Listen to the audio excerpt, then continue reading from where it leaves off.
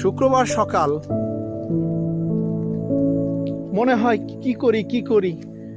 হঠাৎ করে মনে হলো গত বছর পাওয়া মুহুরিতে আসতে যেও শেষ পর্যন্ত পৌঁছতে পারিনি সময় স্বল্পতার কারণে।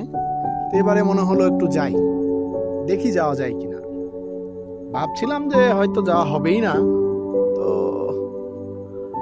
চালাতে চালাতে মানে বাইক চালাতে চালাতে চলে আসলাম। তা আসে দেখি যে একেবারে প্রায় চলে এসেছি।